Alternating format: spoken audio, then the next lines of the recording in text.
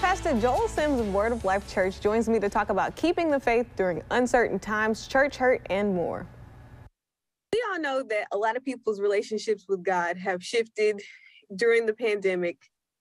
What do you feel people should do to try and get back in that space? Spiritually speaking, I think it's always involved with some type of connection with God and finding what that looks like for all of us in this season and making space for that, giving God more of our attention where we're connecting with him diligently, not just on a weekly basis with coming to church or going online to see church, but also daily, having some type of daily interaction where I am putting a priority on my spiritual health and knowing that's not going to happen by accident, that I can't feed my body one cold snack a week and expect to be healthy and have energy.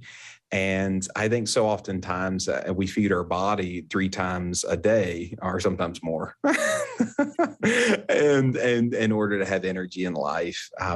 But we feed our spirit one cold snack a week. So, a lot of people have said that it's been pretty hard for them to get back into the church mode because they feel like during the pandemic, they were exposed to more church hurt and feel like they were left to be out here kind of by themselves that didn't really have people to check on them. What do you say to kind of, I guess, to help people get back out of that space?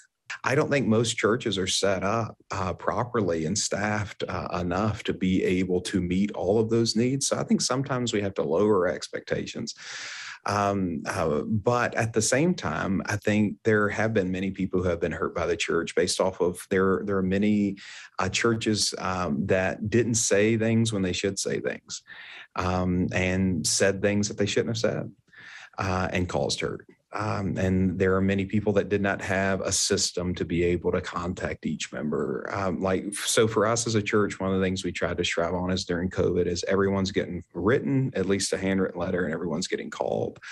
But that's, you can set systems up like that, but then you're left to how well did the staff execute those systems? And did somebody get the call when they called and know it was the church numbers? And if they didn't have a voicemail set up, then they didn't know we called, and it might be perceived as we didn't care, or maybe they didn't get the call. So, I think out of those types of things, we have to make allowances for each other. Do you think groups actually help?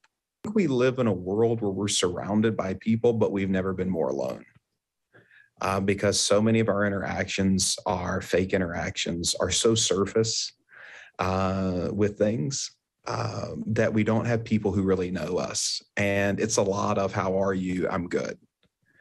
And that type of thing. And there's so many filters that we use. And I'm not just talking about photos, but just in person and in life, where we want everyone to think we're good alone and we're good and seemingly connected, but really are we? Are there people who really know us? And in 2021, do you think miracles still happen? I do. One of the things that I'm craving is to see more of them. I think sometimes in life we can be like John the Baptist in prison, wondering where's our miracle. Like as Christians, we know that they exist and we know that they're out there and we know those things, but we kind of want to go to Jesus and be like, where's our miracle? Where are we at with this? And I think, John sent back to Jesus, or Jesus sent back to John, tell John that the lame walk and the blind see, and blessed are all those who are not offended at me. And what he was saying is like the miraculous happens.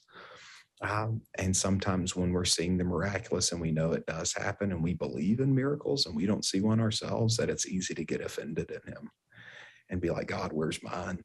And have some of those moments of, where is it for these people who live in Afghanistan, or where is it for, people who are struggling with COVID or whatever it may be. And, as a pastor, that's where I come back to like the Hebrews chapter 11 of like some who got in faith, they saw miracles and saw the dead raised back to life and those who were barren conceived strength. And I think we have to always contend for that.